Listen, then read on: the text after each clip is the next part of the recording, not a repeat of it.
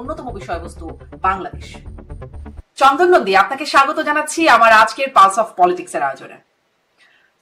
আপনার কাছ থেকে শুরু করি, যেটা দিয়ে শুরু করি যে ভারতীয় গণমাধ্যমে বাংলাদেশ, বিশেষ করে বাংলাদেশের সেনাবাহিনীকে নিয়ে অনেক তথ্য, খবর, গুজব প্রচারিত হয়। আপনি বিশেষ করে অনেক কাজ করেন বাংলাদেশ সেনাবাহিনীর অনেক বিষয় নিয়ে। আমি আসলে প্রথমে একটু এই জিনিসটা বুঝতে চাই যে আমাদের মানে অন্য একটি দেশ বা প্রতিবেশী দেশ হয়ে বাংলাদেশের সেনাবাহিনীর বিষয়ে কি কোনো বিশেষ গুরুত্ব বা বিশেষ আগ্রহ কাজ করে ভারতীয় মিডিয়ার? Thank you Sharmin. আমার মনে হয় যে এখানে একটা প্রাইমারি জিনিস আমাদের খেয়াল রাখতে হবে যে বাংলাদেশটা কিন্তু খুব এপিসোডিক ভাবে ইন্ডিয়ান মিডিয়ার কাছে আসে আর কি, বা ইন্ডিয়ান মিডিয়া খুব এপিসোডিক ভাবে সেটাকে ফোকাস করে, খণ্ড খণ্ড হিসেবে আর কি, যখন কিছু ঘটছে তখন।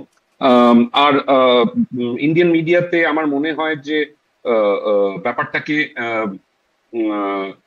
তাৎক্ষণিক ভাবে দেখা হয়, এখন ঘটছে সেজন্য এটার উপরে ফোকাস করা যাক আর কি। তাছাড়া কিন্তু ইন্ডিয়ান মিডিয়ার ওই ধরনের কোনো বাংলাদেশকে কভার করা আর কি অ্যাজ অ্যান ইম্পর্টেন্ট কান্ট্রি, সেই ফোকাসটা বোধহয় তাদের থাকে না। অ্যাজ এ রেজাল্ট যখন কিছু ঘটতে থাকে বাংলাদেশে যেটাকে তারা ইন্টারেস্টিং মনে করে, তখন নানান ধরনের স্টোরি হয়। আমাদের নিশ্চয়ই খেয়াল আছে 2 মাস আগে বাংলাদেশ ইন্ডিয়ান মিডিয়াতে ছোট বড় সব মিলিয়ে বাংলাদেশ আর্মিতে কু হয়েছে, সেই জিনিসগুলো আর কি, বা কুয়ের অ্যাটেম্পট হয়েছে, সেটা ফোকাস করা হয়েছিল। And that was very unfortunate. এটা তাই হয় যে ওই সময় খুব ইন্সপায়ার্ড স্টোরিজ করা হয়, বা ইন্সপায়ার্ড মানে যেটাকে আমরা জার্নালিস্টিক টার্মসে বলি প্লান্টেড স্টোরিজ করা হয় আর কি। তো সেটা একটা প্রবলেম। সেকেন্ড হচ্ছে যে বাংলাদেশকে নিয়ে যে রিসার্চ করা বা যেই ধরনের ফোকাস করার জন্য যেই ধরনের ইনডেপথ স্টাডি করা বা লোকজনদের চেনা, সোর্সেস, স্ট্রং সোর্সেস হওয়া, সেই জিনিসগুলো থাকে না। আর অনেকটাই হয় অনেক ধরনের গুজবের থেকে আর কি। এখন তো ট্রিমেন্ডাস লেভেলস অফ গুজব চলছে আজকের দিনেও। আগ্রহের জায়গা যেটা আমিও জিজ্ঞাসা করছিলাম, আপনি ব্যাখ্যা করছিলেন, এই বিষয়টা কি আপনাদের প্রতিবেশী সব দেশ সম্পর্কে হয় নাকি বাংলাদেশ নিয়ে একটু বিশেষভাবে চর্চিত হয়?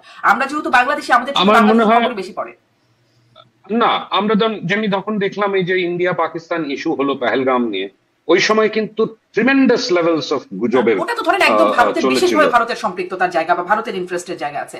কিন্তু এই যে ধরেন বাংলাদেশের সেনাবাহিনীতে কি হচ্ছে, কু হচ্ছে কখন, বা কে কি বলছেন, কে কিভাবে আসলেন, কার কি জাতীয়তা, এই বিষয়গুলো নিয়ে মানে এরকম ভাবে কি পাকিস্তান বা যদি বলি নেপাল, মিয়ানমার, এই যে আপনাদের আরো যে প্রতিবেশী দেশ আছে তাদের নিয়ে করে? না না, সেটা হয় না কিন্তু। অনেকটা শ্রীলঙ্কা যেরকম, মানে শ্রীলঙ্কাতেও কিন্তু একটা জিওপলিটিক্যাল টানাটানির মধ্যে শ্রীলঙ্কাও পড়ে মাঝে মাঝে, বাট সেটা হয় হচ্ছে ইন্ডিয়া, শ্রীলঙ্কা আর পাশে রইল চায়না। সেখানে কিন্তু গুজবের ব্যাপারটা অনেক কমে যায়, বিকজ চায়না ইজ ইনভলভ। আর বাট বাংলাদেশে যেটা হয় হচ্ছে, বাংলাদেশে কিছুটা হয় কেন কিনা ইদানিং দেখা গেছে, বা কিছুটা সত্যিও, যে পাকিস্তানি ইনফ্লুয়েন্স কিছুটা বেড়েছে বাংলাদেশে অগস্ট 5, 2024 পর। তো সেটাকে কেন্দ্র করে আর কি ওইভাবে প্রজেক্ট করা যে এখানে পাকিস্তানিদের ইনফ্লুয়েন্স অনেক বেড়ে গেছে, সেটাকে অতিরঞ্জিত ভাবে আর কি প্রেজেন্ট করা, সেই জিনিসটা টেন্ডেন্সি থাকে, বিকজ একটা পাকিস্তান অ্যাঙ্গেল আছে বলে। আর আরেকটা হয় হচ্ছে, যেটা আমাদের মেনে নিতে হবে, যে এটা একটা কমিউনাল অ্যাঙ্গেল সার্ভ করে, because Bangladesh is a majority Muslim majority country. ওখানে এই জিনিসগুলো হওয়া মানে সেটাকে এখানকার মিডিয়ারা আর কি স্লাইট একটা কমিউনাল লেন্স দিয়ে দেখে আর কি। আরেকটা রিজন হচ্ছে যে সেটা কিছুটা ইন্টারনাল টু বাংলাদেশ আমার মনে হয়। আর্মি এখনো একটা বড় ইনস্টিটিউশন, যেটা আর কি এক্সট্রিমলি পাওয়ারফুল, এক্সট্রিমলি ইনফ্লুয়েন্সিয়াল। মানে আর্মি অনেক রেসপেক্ট কমান্ড করে বাংলাদেশিদের মধ্যে। তো যেই মাত্র আর্মির অ্যাঙ্গেলটা চলে আসে, ওটাকে আর কি এক্সপ্লেন করতে গিয়ে বা বলতে গিয়ে তারা হয়তো একটা মাত্রা বাইরে চলে যায়, বা তাদের ধরুন সোর্সেস যদি ঠিকঠাক সোর্সেস না থাকে, তখন আর কি ওরা মানে রিসর্ট করে এই হোয়াটসঅ্যাপের মাধ্যমে যে ধরনের গুজব ছড়ায়, সেগুলোকে নিয়ে জি। আমি এই ফলো গুজব করছিলাম গুঞ্জন খুব। তথ্য অপতথ্যের ভিড়ে আসলে একটু মানে কনফিউশন তৈরি হয়ে যায় যে কোনটা, কারণ মানে ভারতীয় গণমাধ্যমে এমন তথ্য আসে যেগুলো বাংলাদেশি গণমাধ্যমে আসেও না। এখন কোনটা যে মানুষ বিশ্বাস করবে আর কোনটাকে গুজব মনে করবে খুব ডিফিকাল্ট হয়ে যায়। আমি একটু এটা কি আপনার কাছে জিজ্ঞাসা করতে পারি, আপনি আসলে বিশেষ করে আপনি অনেক তথ্য সমৃদ্ধ লেখা লেখেন, আপনি নর্থ ইস্ট নিউজ আমি ফলো করি, সেখানে আপনি যে লেখেন আপনারা আসলে তথ্যটা কিভাবে আপনারা সংগ্রহ করেন? যদি আমরা একটু গুজব থেকে তথ্যকে আলাদা করতে চাই, আমরা কিভাবে এটাকে করবো? দেখুন, একটা হচ্ছে যে ওই যে বললাম যে নানান লেভেলের সোর্সেস থাকা, এটা হচ্ছে পুরো ব্রেড এন্ড বাটার জার্নালিজম যেটাকে আমরা বলি। আপনার যে সোর্স কি সেনাবাহিনী? কোনো কোনো আমি তো তা বলতে পারবো না সেটা যে শুধু সেনাবাহিনী, সেটাই সেখানেই যাচ্ছিলাম, যে নানান লেভেলের সোর্স থাকলে কনফার্মেশন গুলো আর রিকনফার্ম করার যে অপরচুনিটিটা থাকে আর কি, সেটা বেড়ে যায়। মানে আজকেই হলো, আমি একটা স্টোরি লিখলাম মানে খুবই কনফার্ম সোর্সেস থেকে, কিন্তু যখন আমি অফিসিয়ালি একটা রিয়াকশন নিতে গেলাম একটি পার্টিকুলার অর্গানাইজেশনের থেকে, তখন আমি শুনলাম, মানে সে যার সঙ্গে আমি কথা বললাম সে বললো না এরম হয়নি। তখন ইমিডিয়েটলি আমরা কি করলাম যে মানে আমরাই এটা জার্নালিস্টিক একটা এডিটোরিয়াল ডিসিশন নিলাম যে না, এটা এগোবো না, এটা যদিও বা আমরা জানি সত্যি, এটা করলে একটা আননেসেসারি বিতর্ক হবে। তো তার মধ্যে থেকে না গিয়ে তখন ওটাকে ক্লিয়ার আপ না করাটাই বেটার, তাই না? তাতে যদি অন্য ধরনের রিয়াকশন হয় বা অন্য ধরনের প্রতিক্রিয়া হয় আর কি বাংলাদেশে, তো we thought that it was better to err on the side of caution. তো এই ধরনের জার্নালিস্টিক ডিসক্রিশন আমার মনে হয় মাঝে মাঝে ইউজ করাটা ভালো। কেন কিনা ভুল তথ্য দেওয়া বা আনসার্টেন তথ্য দেওয়া বা তার চেয়ে তথ্য যে না দেওয়া জিনিসটা নিশ্চয়ই ভালো, ভুল বা অপতথ্য দেওয়ার চেয়ে। নিশ্চয়ই চন্দন, নিশ্চয়ই আমি একটু এটা জিজ্ঞাসা করি, যেহেতু আপনি বিশেষ করে সেনাবাহিনী নিয়ে অনেক খবর মানে খোঁজ রাখেন, আপনার সোর্স আছে, কথা বলেন, লেখেন, আপনি একটু নিশ্চয়ই পর্যালোচনা করেছেন অফিসে, মানে সেনাবাহিনীর অফিসারদের উদ্দেশ্যে অ্যাড্রেস করেছেন সেনাপ্রধান, এটা নিয়েও অনেক কথা হয়েছে। আপনি আসলে এই বক্তব্যে গুরুত্বপূর্ণ কোন কোন দিকটা বিশেষভাবে উল্লেখ করার মতো খুঁজে পান? আমার মনে হয় দুটো তিনটে পয়েন্ট খুবই ইম্পর্টেন্ট। অবভিয়াসলি একটা তো হচ্ছে যে যেটা জিওপলিটিক্যাল পয়েন্ট আর কি, সেটা হচ্ছে নো হিউম্যানিটেরিয়ান করিডোর বা নো করিডোর আর কি। তো সেটা হচ্ছে আমার জন্য খুবই সিম্পল একটা জাজমেন্টে আসা যায় যে এটাই লিডস পয়েন্ট হওয়া উচিত স্টোরি।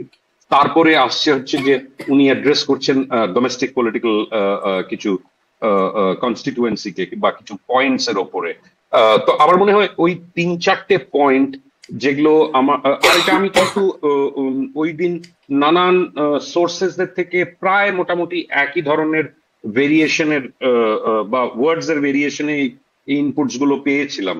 সেজন্য আমার মনে হয়নি যে এর মধ্যে কোনো ধরনের প্লান্টেড কোনো ব্যাপার থাকবে। কেন কিনা তারপরে পরেই কিন্তু এটা যখন সেনাবাহিনীর একটা অনুষ্ঠান ছিল, সেইখানে ধরুন কোন ধরনের ভুল তথ্য দিলে কিন্তু আইএসপিআর এর থেকে সার্টেনলি রিয়াকশন আসতো, লিখিত বা অন্তত মৌখিক ভাবে, যে না এই তথ্যটা আপনারা ঠিক লেখেননি। তো চার পাঁচটা পয়েন্ট, একটা হচ্ছে হিউম্যানিটেরিয়ান করিডোর নিয়ে পুরোপুরি না বলে দেওয়া যে কোনো করিডোর হবে না।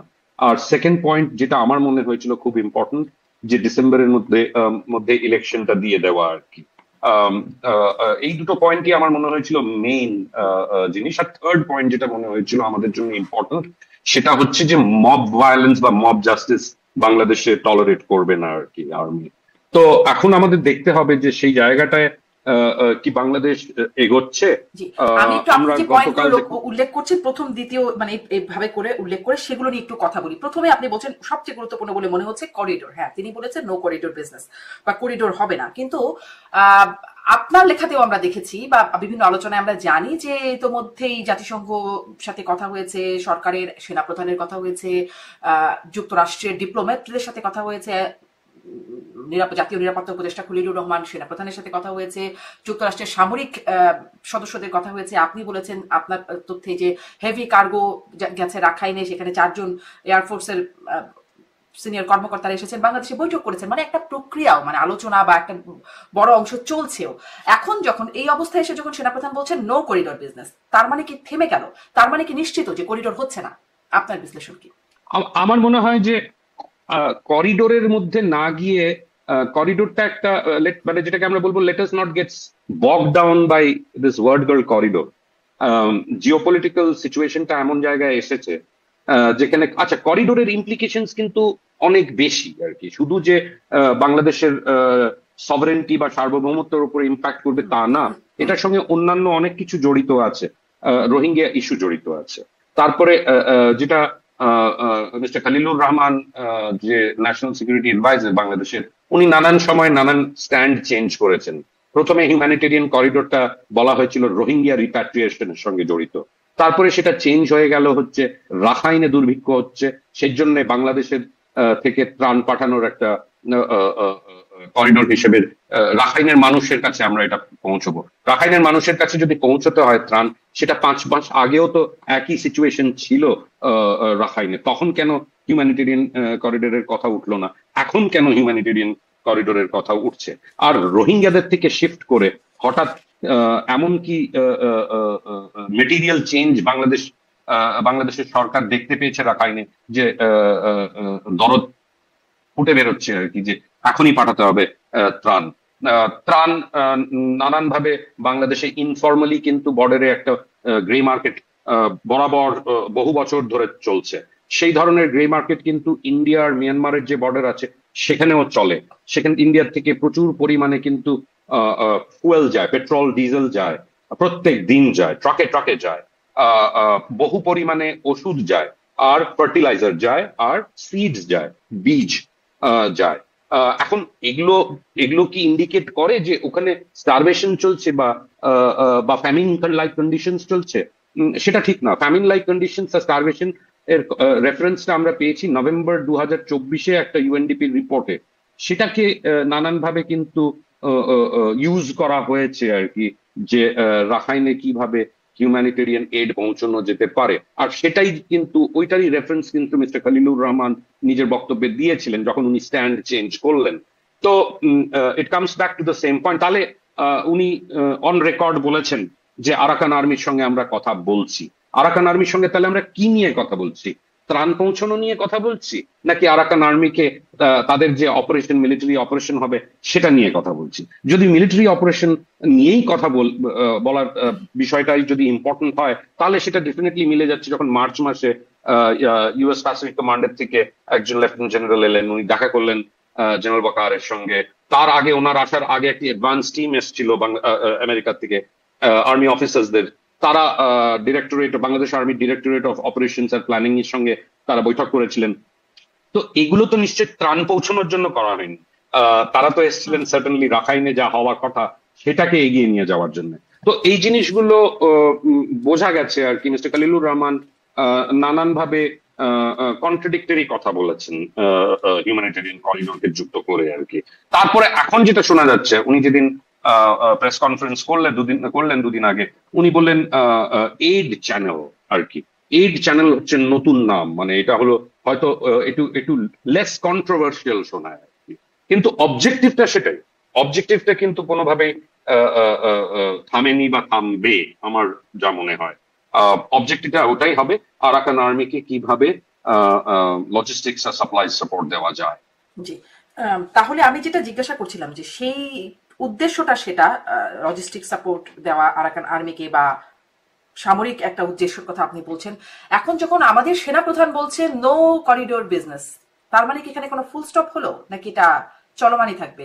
সরকারের পক্ষ থেকে আগ্রহের বিষয়টা আমরা জানতে পারি, যদি খলিলুর রহমানের কথা বলছিলেন নিরাপত্তা উপদেষ্টা, তার অবস্থানটাও যদি জানি। তো এখন কি মনে হচ্ছে, ফুল স্টপ হলো নাকি চলবে? আমার মনে হয় যে ফুল স্টপ হওয়াটা ডিফিকাল্ট। জিওপলিটিক্যাল প্রেশার গুলো এত বেশি হয়ে যাবে যে এখানে আমার মনে হয় যে সেনাপ্রধান বোধহয় হয়তো একটু প্লেইং টু দ্য গ্যালারিজ করেছেন আর কি, যেটাকে আমরা বলি যে ডোমেস্টিক যে কনস্টিটুয়েন্সি আছে সেটাকে অ্যাড্রেস করে বলেছেন। বাট আমরা এটাও জানি যে সেনাপ্রধানের মধ্যে আর যে প্রিন্সিপাল স্টাফ অফিসার আছেন আর্ম ফোর্সেস ডিভিশনের, ওনার দুজনের মধ্যে মত বিরোধ আছে আর কি এই হিউম্যানিটেরিয়ান করিডোরটাকে নিয়ে আর কি। একটা ফাইন ডিফারেন্স অফ ওপিনিয়ন যেটাকে আমরা বলতে পারি, খুবই সূক্ষ্ম। যেটা ডিফারেন্স অফ অপিনিয়নটা কেমন? মানে আর্মির কেউ চাচ্ছেন করিডোর হোক, সেনাপ্রধান চাচ্ছেন না করিডোর হোক না, মানে মোর দেন করিডোর, যেটা একটা গ্রুপ আর্মির মধ্যে আছে যারা চায় যে এই যে রাখাইনে যে বর্ডারটা, বাংলাদেশ আর মিয়ানমারের যে বর্ডারটা, সেটা একটা মিলিটারি অপারেশনাল জোন হোক। আর আরেক দল সেটা চাচ্ছে না। মিলিটারি অপারেশনাল জোন মানে কমপ্লিটলি মিলিটারাইজড হবে, army will be in control of the border, BGB থাকবে কিন্তু BGP will become the second line of defence. তারপরে তার সঙ্গে যে আরো সরঞ্জাম যেটা লাগে আর কি একটা সিকিউরিটাইজড বর্ডার করতে, যে প্রপোজালস গুলো বা যে ধরনের কথাবার্তাগুলো শোনা যাচ্ছিল যে অনেক বেশি সার্ভেলেন্স বাড়িয়ে দেওয়া হবে আর কি ওখানে নানান ধরনের অপারেশনাল পারপাসের জন্য, সেইটা একটা ভিউ। আরেকটা ভিউ যেটা আমার মনে হয় অনেকেই আইডেন্টিফাই করছেন জেনারেল ওয়াকারুজ্জামানের স্ট্যান্ডের সঙ্গে, যে এখানে একটা হিউম্যানিটেরিয়ান করিডোর হলে বা রাখাইনের সঙ্গে বাংলাদেশ আর্মি যদি যুক্ত হয়ে যায় তাহলে সেটা কিন্তু একটা জিওপলিটিক্যাল একটা ইস্যু তৈরি হয়ে যাবে। সেই জিওপলিটিক্স এর সঙ্গে যেখানে মার্কিন যুক্তরাষ্ট্র ইনভলভ আছে, সেখানে তখন বাংলাদেশকে কিন্তু দেখতে হবে যে চায়নার সঙ্গে কি ধরনের সম্পর্ক তখন হয় আর কি। শুধু চায়না না, সেখানে মিয়ানমার ইনভলভ হয়ে যাবে, সেখানে রাশিয়া ইনভলভ হয়ে যাবে, সেখানে ইন্ডিয়াও থাকবে একটা পার্টিকুলার জায়গায়, বিকজ ইন্ডিয়ার ইন্টারেস্ট আছে রাখাইন স্টেটে। তো এই যে একটা জটিল জিওপলিটিক্যাল সিচুয়েশন তৈরি হবে, আমার মনে হচ্ছে যে জেনারেল ওয়াকার ওই দিকটাতেই কিন্তু পয়েন্ট করছেন। কিন্তু তার মানে এই না যে ওনার মধ্যে সেই ধরনের ক্ষমতা আছে বা বাংলাদেশ আর্মির মধ্যে সেই ধরনের ক্ষমতা আছে।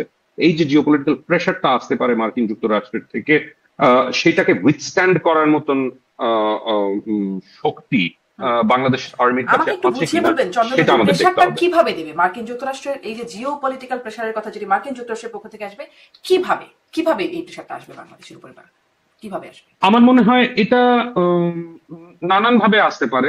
একটা তো খুবই অবভিয়াস যে এটা রেফারেন্স আমরা আগেও পেয়েছি বা এই রেফারেন্স আগেও দিয়েছি যে বাংলাদেশ একটা সাবস্ট্যান্সিয়াল নাম্বার অফ আর্মির লোকজন আর পুলিশের লোকজন দেয় ইউএন পিস কিপিং এর জন্য। সেটার উপর সেটা হয়তো ইউজ করা হতে পারে। একটা জিনিসে সেই চাপটা হয়তো কমেছে, কেন কিনা যেটা আমরা সবাই জানি, সবাই দেখছি, সেটা হচ্ছে যে এই যে ইন্টারিম সরকার, এই ইন্টারিম সরকার এক্সট্রিমলি প্রো আমেরিকান একটা স্ট্যান্ড নিয়েছে এই ব্যাপারে। আর সেটা আমরা ওই হিউম্যানিটেরিয়ান করিডোরের যে মিস্টার খলিলুর রহমান যে প্রপোজালটা দিয়েছিলেন আর কি, তার থেকেই বোঝা যায় যে ইউনুস সরকার আর কি, মোহাম্মদ ইউনুসের সরকার চায় যে এটা দিতে। আর এটা যদি ফুলফিল না করতে পারে তাহলে কি ধরনের প্রবলেমে পড়তে পারে। একটা আমি বললাম ইউএন এর ব্যাপারটা আছে, সেকেন্ড হয়তো ইউরোপিয়ান ইউনিয়নের মাধ্যমে যে চাপটা আসতে পারে সেটা হচ্ছে যে বাংলাদেশের ওই যে জিএসপি নিয়ে একটা পজিশন যেটা আছে বা যে ইস্যুটা আছে, সেটা আবার হয়তো প্লে আপ হয়ে যেতে পারে। তো এই দু তিনটে পয়েন্টের উপরে বাংলাদেশের উপরে চাপ আসতে পারে। বলছিলেন যে ইউএন বাট পিসকিপিং মিশন বন্ধ করার চাপ, বা সেই যে চাপটা, সেটার কথা জাতিসংঘ আগেও বলেছিল যখন জুলাই আগস্টের বিপ্লব হয়। পরে যখন ভলকার তুর্কের কথা আমরা শুনলাম, তিনি বলেছেন স্পষ্টভাবে, এবং সেই প্রতিবেদনেও আছে যে সেনাবাহিনীকে এই বিষয়টি নিয়ে একটা চাপ দেওয়া হয়েছে, তারপরে সেনাবাহিনীর একটা অবস্থানগত পরিবর্তন লক্ষ্য করা গেছে, সেটা তিনি উল্লেখ করছেন। মানে এই একটা টোপ দিয়ে সেনাবাহিনীকে নিয়ন্ত্রণ করা যায়, বাংলাদেশের সেনাবাহিনীকে, এরকম একটা অবজারভেশন কি আপনার? আমার মনে হয় যে তখন তো নিয়ন্ত্রণ করা গিয়েছিল। আর ওই এই যে ভলকার সেনাবাহিনী তুর্কের কিন্তু যে সেটা স্বীকার করেনি, বাংলাদেশ সেনাবাহিনী বলে এরকম কিছু হয়নি। না, সেটা তো অবভিয়াসলি করবে আর কি, কেননা আমরা যদি গ্রাউন্ড সিচুয়েশনে যা দেখেছি ওই সময়, তখন কিন্তু সেনাবাহিনী এমন কোনো রোল প্লে করেনি যাতে কি এই যে আন্দোলনটা হলো আর কি, সেটাকে ঠেকাবার জন্য in favour of Sheikh Hasina. বরঞ্চ আমরা এটা দেখেছি যে শেখ হাসিনাকে দিল্লিতে চলে যাওয়ার যে বন্দোবস্ত, সেটা কিন্তু মিস্টার জেনারেল ওয়াকার নিজে উদ্যোগ নিয়ে করেছিলেন। উনি প্রথম দিন 5ই অগস্টের পরে 3rd অগস্টে উনি কিন্তু নিজে একটা প্রেস কনফারেন্স অ্যাড্রেস করেছিলেন, আর কিছু বক্তব্য রেখেছিলেন যাতে মনে হয়েছিল যে উনি চান যে এই স্টুডেন্টস মুভমেন্টটা সেই সময় সাকসিড করুক। আর একটা ইন্টারিম রেজিম পাওয়ারে আসুক আর কি।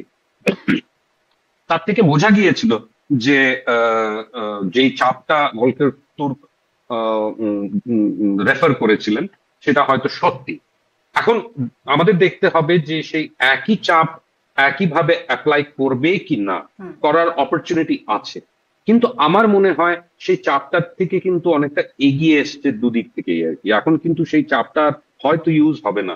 জেনারেল ওয়াকার যাই বলুন, উনি হিউম্যানিটেরিয়ান করিডোরে নো ব্লাডি করিডোর হয়তো বলেছেন, কিন্তু ওই যে বললাম রেটরিক, কিছুটা প্লেইং টু দ্য গ্যালারি, কিন্তু অ্যাট দ্য সেম টাইম রিয়ালিটিটাকে উনি হয়তো অ্যাভয়েড করতে পারবেন না। সেই রিয়ালিটিটা হয়তো এই চাপ থেকেই আসবে বলে আপনি বিশ্লেষণ দিচ্ছেন। আমরা দেখছি সাথে সাথে রাজনৈতিক দলগুলোর একটা এই বিষয়ে অবস্থান হচ্ছে করিডোরটা না হবার পক্ষে, যেটি আসলে জেনারেল ওয়াকার যে অবস্থানে যাচ্ছেন। আপনি আপনার প্রতিবেদনে লিখছেন যে বিএনপি কে ব্রিফ করছে সেনাবাহিনীর পক্ষ থেকে, যে এটার অ্যাডভার্স ইফেক্ট কি হতে পারে বা ক্ষতিকর নেতিবাচক দিকগুলো বলা হচ্ছে। সেক্ষেত্রে মানে এটি কি সেনাবাহিনীর প্রভাবে বিএনপি বলছে, নাকি বিএনপি নিজ থেকেই বলছে? আপনার এখানেও বিশ্লেষণ শুনবো। এবং রাজনৈতিক দলগুলো যদি এই অবস্থানে যায় যে সেনা প্রধান যেটি বলছেন নো করিডোর বিজনেস, একই অবস্থানে যদি যায়, তাহলে কি তারপরেও কি এটা করা সম্ভব হবে? আমার মনে হচ্ছে যে সম্ভব। করিডোরের ব্যাপারটা কন্ট্রোভার্সিয়াল হয়ে গিয়েছিল যেভাবে এটাকে প্রেজেন্ট করা হয়েছিল as far as mister Khalilur Rahman is concern. তো সেটা হয়তো আর একটু বেটার হ্যান্ডলিং করা যেত আর কি। কিন্তু আমি যেটা বলছি যে বিএনপি যে পজিশনটা নিয়েছে সেটা হলো পার্টলি, বিএনপি হচ্ছে এখন বাংলাদেশের সবচেয়ে বড় পলিটিক্যাল পার্টি, তাকে কনফিডেন্সে নিতে পেরেছে আর্মি আর বোঝাতে পেরেছে। সেটার মধ্যে কিন্তু একটা কৌশলগত ব্যাপারও থাকতে পারে আর্মির তরফ থেকে। তারা নিজেদের কিন্তু পলিটিক্যালি অনেকটা বেশি বিএনপির যে পলিটিক্যাল সাপোর্টটা দরকার ছিল সেটা কিন্তু পেয়েছে আর্মি। সেই জন্য তার থেকে বোঝা যায় যে আর্মির যেই সেকশনটা এই হিউম্যানিটেরিয়ান করিডোরের সঙ্গে তাদের যা প্রবলেমটা আছে হিউম্যানিটেরিয়ান করিডোরের সঙ্গে, তার থেকে তারা ওই পলিটিক্যাল সাপোর্টটা পেয়েছে।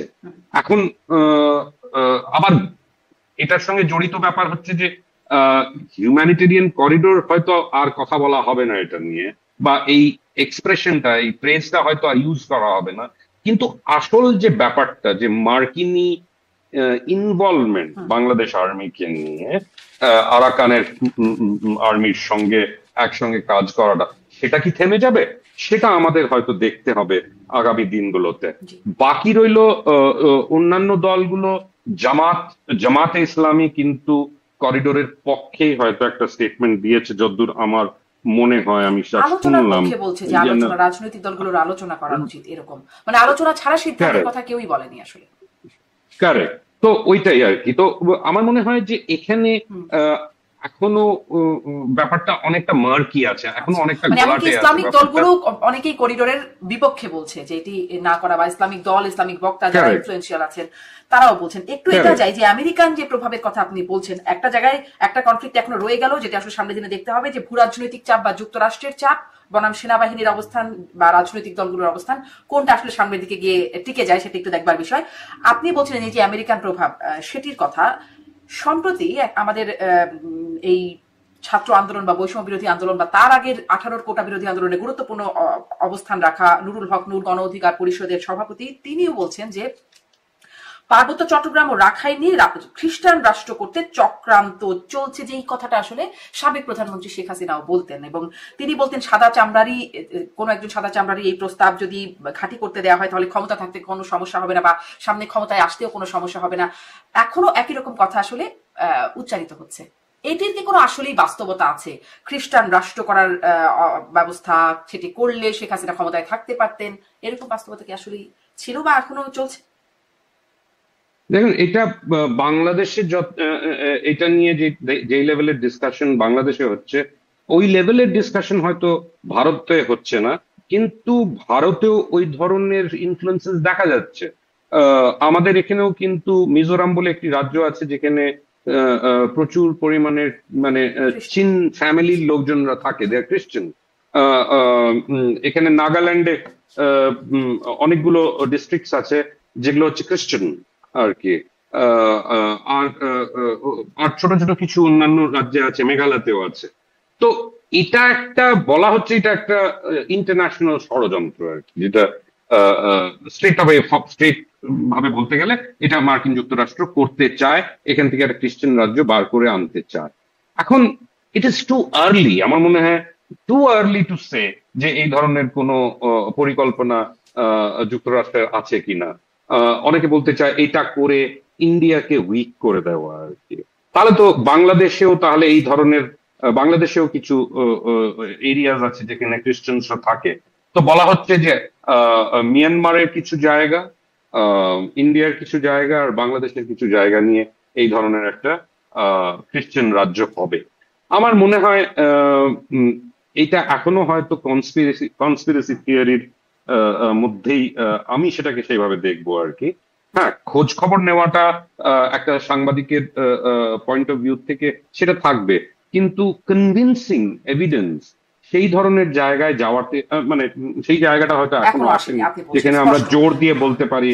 জি, রাইট। স্পষ্ট করিডোর নিয়ে কথা বলছিলাম। একটি কি আসলে ভারতের গণমাধ্যমের শুরুতে যেটি শুরু করলাম যে বেশ আগ্রহ বা বেশ খবর প্রচার করা হয়, এটি কি ভারতের স্বার্থের বিরোধী?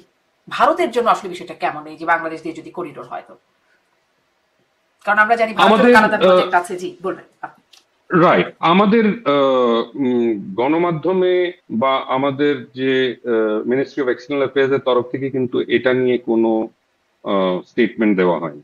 মিনিস্ট্রি অফ এক্সটার্নাল অ্যাফেয়ার্স এখন যা ঘটছে সেটা নিয়ে কোনো রিয়াকশন আমরা পাইনি আর কি। হ্যাঁ, এটা সত্যি যে কালাদান প্রজেক্ট, ভারতের কালাদান প্রজেক্ট, সেটা রাখাইন স্টেটেই আছে। রাখাইন স্টেট মানে এটা চীন স্টেট আর রাখাইন স্টেটকে মিলিয়ে, কেন না আরেকটি কালেওয়া বলে একটি জায়গা আছে, সেটাও part of this Kaladan project আর কি। তো এটা নিয়ে আমরা কোনো বক্তব্য এখনো শুনিনি। ইন্ডিয়ান গণমাধ্যমে কিন্তু ওই ধরনের আন্ডারস্ট্যান্ডিং নেই এক্স্যাক্টলি যে এই প্রজেক্ট গুলোর কি স্টেটে আছে এবং আমাদের এটার সঙ্গে কতটা স্টেক জড়িত, ইকোনমিক্যালি এটার সঙ্গে কতটা স্টেক জড়িত, নাকি আমরা পুরোটাই ছেড়ে দিয়েছি। মার্কিন যুক্তরাষ্ট্র যদি এই রাখাইনে ঢুকতে পারে, তার আরাকান আর্মির সঙ্গে এই ধরনের একটা মিলিটারি অপারেশন করতে পারে মিয়ানমার মিলিটারি হুন্টার সঙ্গে, তাহলে হয়তো আমাদের যে ইন্টারেস্ট গুলো ওখানে আছে রাখাইন স্টেটে, ইকোনমিক ইন্টারেস্ট গুলো, সেগুলো প্রোটেক্টেড হবে। এগুলো এখনো নট ভেরি ক্লিয়ার, কেন কিনা ইন্ডিয়ার তরফ থেকে আমরা কিছুই জানতে পারছি না। কোনো ফর্মাল কোনো অফিসিয়াল স্টেটমেন্ট আমরা জানতে পারছি না যার ভিত্তিতে আমরা কিছু ডেফিনেট বলতে পারবো বা ইন্টারপ্রেট করতে পারবো। জি, চন্দ্রনন্দী, আপনি মানে আপনার খবরেই জানি যে কিছু ডেফিনেটলি আপনি ক্লেম করছেন। সেটা একটু আসি যে বাংলাদেশের জাতীয় নিরাপত্তা উপদেষ্টা, তাকে নিয়ে আপনার একটা অবজারভেশন বা আপনার লেখা আছে। আপনি বলছেন যে তিনি যখন যুক্তরাষ্ট্রে ছিলেন, নিউ ইয়র্কে ছিলেন, রজার রহমান নামে একটা ফেসবুক তিনি চালাতেন, বা সেই নামে তার মাস্ট বা গোপন একটা মানে তার একটা পরিচয়, তিনি সেই পরিচয়ে পরিচিত হতেন। সেটি আপনি বলছেন। আপনি দাবি করছেন তিনি যুক্তরাষ্ট্রের নাগরিক হিসাবেও আপনি বিভিন্ন সময় বলেছেন, কিন্তু তিনি একদম সরাসরি অস্বীকার করেছেন যে তিনি যুক্তরাষ্ট্রের নাগরিক নন। তিনি বাংলাদেশের শুধুমাত্র নাগরিক, যুক্তরাষ্ট্রের নাগরিক নন। আপনি কিভাবে, আপনার কাছে কি তথ্য প্রমাণ আছে যে তিনি যুক্তরাষ্ট্রের নাগরিক? দেখুন, তথ্য প্রমাণ হচ্ছে, এক নম্বর হচ্ছে যে উনি প্রায় 20 বছরের ওপরে হয়ে গেল উনি মার্কিন যুক্তরাষ্ট্রে থাকেন। উনি হয়তো বাংলাদেশে আসেন মাঝে মাঝে, কিন্তু আমি এইটুকু তথ্য যেটা আমরা বার করতে পেরেছি সেটা হচ্ছে ওনার স্ত্রী নুরুন নাহার রহমান, উনি বাংলাদেশে ওখানে ওনার ভোটিং রাইটস আছে। উনি 2017-তে উনি রেজিস্টার করেন অ্যাজ এ ভোটার, আর তা আবার ডেমোক্রেটিক পার্টির মেম্বার হয়ে। তো তার মানে হচ্ছে যে ওনার যে স্ত্রী, উনি একজন মার্কিনী নাগরিক এখন। হ্যাঁ, এখন এটা আমরা দেখতে পারি যে মিস্টার খলিলুর রহমান হয়তো উনি নাগরিকত্ব নেননি, কিন্তু ওনার যে পাসপোর্টস গুলো আছে উনি ওখানে কনসিস্টেন্টলি ওনার কানেক্টিকেটের যে পার্টিকুলার অ্যাড্রেসটা ওটাই দিয়েছেন, ওটাকে ওনার অ্যাড্রেস হিসেবে। তো আমাদের যেটা আমাদের যেটা তথ্য বলবো বা ডকুমেন্টারি এভিডেন্স বলবো, সেই ধরনের ডকুমেন্টারি এভিডেন্স আমার কাছে তো অবভিয়াসলি, আমার কাছে এতদিন যদি ওনার মার্কিনী পাসপোর্ট থাকতো আমি হয়তো সেটাকে মিডিয়াতে বা আমাদের ইয়েতে সেটা নিয়ে লেখালেখি করতাম। বাট আমার মনে হয় যে দের ইজ সামথিং রং দেয়ার। উনি 26 বছর ধরে ওখানে আছেন, উনি নিশ্চয়ই ওনার একটা সোশ্যাল সিকিউরিটি নাম্বারও আছে, কেন কি ওনাকে যখন ওখানে থাকতে হয় তাহলে ওনাকে ট্যাক্সও পে করতে হয়। সেই ট্যাক্স যখন পে করতে হয় তখন সোশ্যাল সিকিউরিটি নাম্বারটা দিতে হয়, সেটা ওনার স্ত্রীকেও দিতে হয়, ওনাকেও দিতে হয়। সেটা তো গ্রিন কার্ড থাকলেই হয়, মানে সেটা তো নাগরিকত্ব থাকার প্রয়োজনীয়তা নেই। নিশ্চয়ই নাগরিকত্ব থাকার প্রয়োজন নেই। আমি যখন ছিলাম আমি স্টুডেন্ট ভিসায় ছিলাম, তো আমারও সোশ্যাল সিকিউরিটি নাম্বার ছিল, তো তার মানে না যে আমি মানে নাগরিকত্ব ছিল। আরেকটা জিনিস যেটা আমরা দেখলাম যে উনি যাওয়ার পর ওনার বোন সেলিন রহমান ডিম্যাটিও, ডিম্যাটিও নামটা যোগ হয়েছে পদবী হিসেবে। উনি একজন হোয়াইট আমেরিকানকে বিয়ে করেছেন, তো হয়তো তার ভিত্তিতে উনি নাগরিকত্ব পেয়েছেন। কিন্তু উনি হচ্ছেন খলিলুর রহমানের বোন, এজে অনেকটা ডিফারেন্স আছে। কিন্তু তাহলে আমরা বুঝতে পারি একটা জিনিস যে খলিলুর রহমানের বোন saline Rahman D Meteor Bangladesh থেকে যখন গেছেন তাহলে ওনাকে নিশ্চয় কেউ একটা স্পন্সর করেছিল এই সময়। তো সেই স্পন্সরিং ইন্ডিভিজুয়ালটি কে? সেই স্পন্সরিং ইন্ডিভিজুয়াল কিন্তু একজন নাগরিককেই হতে হয়। তো তার ভিত্তিতেই কিন্তু উনি নাগরিকত্ব পেয়েছেন ওখানে যাওয়ার পরে অ্যাজ এ ফ্যামিলি মেম্বার। তো সেটা কি মিস্টার খলিলুর রহমান হিমসেলফ? কেননা আমাদের তো কোনো রেকর্ড নেই। উনি তো বিয়ে করেছেন অবভিয়াসলি, মানে উনি তো হোয়াইট আমেরিকান। তার জন্য